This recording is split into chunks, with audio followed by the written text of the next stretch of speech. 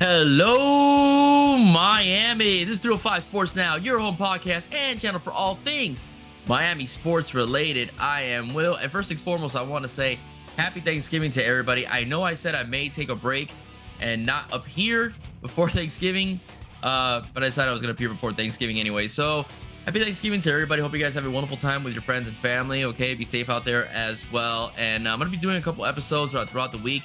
Because there has been a lot of news about the Miami Hurricanes, and I do want to go over a few things about the Canes so far. So the Miami Hurricanes do shock everybody, but not really completely, as they offer Shamana Madonna quarterback Cedrick Bailey. Yes, Cedrick Bailey, the NC State commit, the class of 2024, was given an offer recently to the Miami Hurricanes. There's a lot being made about why he was offered, and there's been a lot of speculation on whether this is just a last minute ploy or desperate ploy, especially since we're in November and national signing day, or the early signing period is in December, to try to get Jeremiah Smith flipped from Ohio State over to the Miami Hurricanes. So let me go a little bit over Cedrick Bailey. Well, first things foremost, he's a 3-star quarterback. All right. Yeah, surprisingly, since the school is so dominant and crushing everybody, but he is a 3-star prospect, out of Shamana Madonna. And let me explain why. I think it's another reason why he hasn't been looked at,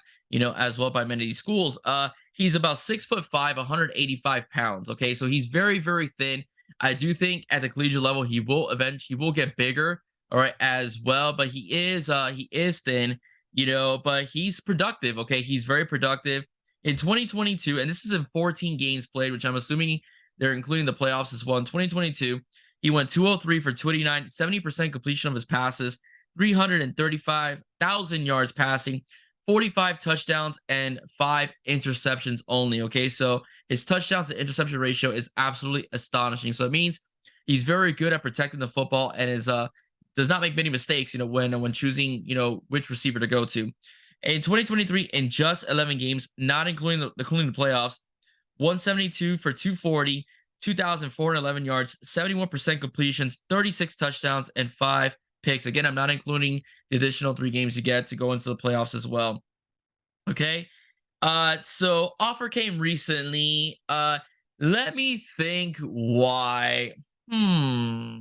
Yes. Okay. Yes. All right. I do believe that the main reason why, I do think that one of the reasons why he was offered is because they want to keep that Shamana Madonna duo together and have not only JoJo Trader, who is committed to Miami Hurricanes, but also bring his buddy over, Jeremiah Smith, who's the Ohio State commit, over from Shamana Madonna, to also be the Miami Hurricanes and form this magnificent duo of wide receivers. And now to add to an already loaded plethora of wide receivers, where you would include JoJo Trader, Nykar, and Chance Robinson as well into the fray. All right. So he's been very successful. Okay. I will say this, Cedrick Bailey has been very successful, and he not only has those two, but he also has 2025 prospects also, I think, is a rising above the ranks, and Kyle Washington as well. I think when JoJo and Jeremiah go into the collegiate level, it will be the Kyle Washington show. So Cedrick Bailey has a lot of guys he could throw to, on that football team, but he's, again, very efficient as well. He's made use of what he is with his talent.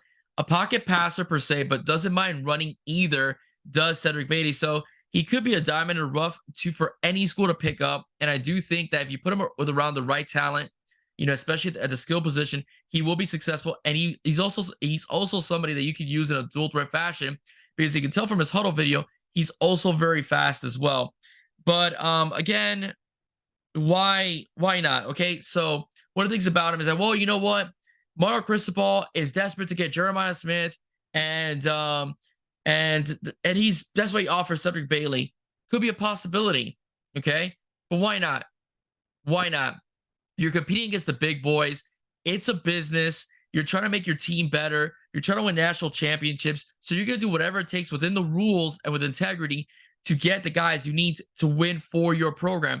So if you got to get Cedrick Bailey for Jeremiah Smith to flip, that's not a bad ploy. And guess what? It's going to be a competition anyways, because Miami's quarterback room, after TVD leaves, and if they bring a transfer portal guy in, right? As I'm not assuming he's hitting the portal now. The speculation he will, but let's say he does hit the portal. Let's say TVD does hit the portal, and you bring in, that veteran quarterback, and you bring in that veteran quarterback, which many speculate will be Michael Pratt out of Tulane. Again, it's not official. Can't talk to him because that's like tampering. All right, but more than likely, it will be a dual threat quarterback. It will be a stopgap quarterback to prepare guys like Emory Williams and Judd Anderson for when they enter, basically their position at quarterback for the Miami Hurricanes when it is to come. And then you have 2025 Luke Nickel coming in as well, who I personally love. If you look at his highlight video, take a look at it. The kid is absolutely sick, as far as throwing the football, avoiding sacks, and throwing on the run as well. So Cedrick Bailey is going to have to compete, all right? He's going to have to compete, with these guys as well. And if he comes to the Canes, he knows full well he's going to have to compete, with these athletes and these quarterbacks and so on to be, the starting quarterback of the Miami Hurricanes. So let's get that out of the fray. But he will have an advantage because he will know at least two of those guys, their tendencies, their habits, as well. So it will be advantageous for him because he already knows, the speed, the route running, the tendencies of both JoJo Trader and also Jeremiah Smith, if let's say Jeremiah Smith is the flip. Okay. So it's not a bad offer for the Canes. It's not a bad idea for Cedrick Bailey to maybe think about staying home as well. And it wouldn't be a bad idea to see if Jeremiah Smith does flip as well. But do I think Jeremiah is going to flip this late in the game? I really don't think so. And as much as I can't stand Ohio State, and Ohio State fans love to troll me, on here, occasionally, they do have a pretty good machine over there at wide receiver, as well in terms of wide receiver factory. Brian Hartline is a very good coach at coaching wide receivers as well. Ryan Day has got that thing rolling as far as offense goes and putting guys in the NFL. Marvin Harrison is going to be a top 5 pick, if not the first pick of the NFL draft. And that's going to be very attractive to Jeremiah Smith, who many are dubbing as the second coming of Amari Cooper. And Amari Cooper was a very good collegiate athlete over at Alabama and also had some good years in the NFL as well. So that's why I think that Jeremiah Smith will eventually stay a Buckeye. But Miami and Florida State, as well as I forget Mike Norvell, they're also hot on his heels in trying to flip him. So getting a guy like Cedrick Bailey, offering him, and if he was to flip and commit to Miami, that's not a bad thing to try to get Jeremiah Smith in, because again, he's gonna have friends on the team. He's gonna have JoJo Trader, Saquon Patterson also as a commit as well. Even though he's on the defensive side of the ball, they all know each other, play together, competed against each other in practice. And then you would have, of course, if Cedrick Bailey was to commit, you have a starting quarterback as well, so that you're already familiar with.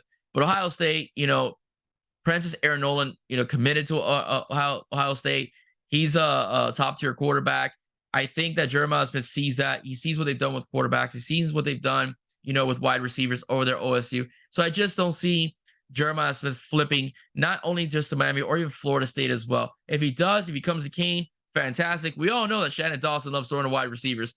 The biggest problem with Dawson is the tight ends and the tailbacks, but we all know that Shannon Dawson does not mind going to wide receivers. So, I wouldn't be surprised, if he was to flip to the Canes, but nonetheless, I don't think he will. I think he stays a Buckeye, or at least a verbally committed Buckeye, and he will sign with them in December. The Canes pushed really hard for Brandon Inniss. Brandon Inniss was, very flattered and did hear the Canes did take visits, but in the end he stayed with Ohio State. I think we're going to see the same scenario with Jeremiah Smith. Okay. But I don't think it's a bad offer. I don't think it's a bad idea to offer him as well.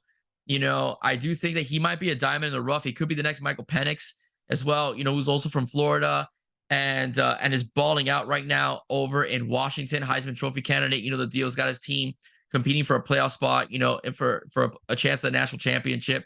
So I do think it's not a bad offer. I do think that Cedrick Bailey could be a diamond in the rough. He doesn't make mistakes. He has a pretty good arm as well. Just needs a bit more size. That's why he is a 3-star and not a 4-star. And I mean, shoot your shot, man. Shoot your shot. You're trying to build a legacy here. You're trying to acquire the best talent as possible. If you get a guy like Cedrick Bailey, he pans out for you. You get his friends in there. They pan out for you. Sky's the limit. Okay. All right, ladies and gentlemen, if you like what you heard, please do not forget to like, share, and subscribe to 305 Sports Now. This upcoming weekend, I will be doing a compare and contrast between Josh Gaddis' offense and Shannon Dawson's offense at the end of the Boston College game. I haven't done that yet because I want the full stats to come to fruition after the Boston College game. Be the same number of games between Gaddis and also between Shannon Dawson. I want to compare the two. I'll give you my take, and my feelings about the program as well. Okay. So again, I'm gonna wait till after the Boston College game to give that episode, that analysis, because I want to be fair, to both Shannon Dawson and the former offensive coordinator Josh Gattis. Okay, so stay tuned for that. That is coming up real soon. And again, I'll be dropping some shorts for you guys. Again, I appreciate the support. Please continue to spread the word for 305 Sports Now. I will be making some slight changes, not to the show format, just some little tweaks, at the aesthetics of the show come January for New Year's. Okay. New year, new me, new 305 Sports Now. All right. If you like what you heard, please do not forget to like, share, and subscribe. God bless. Happy Thanksgiving. Go Canes. Bye-bye, guys.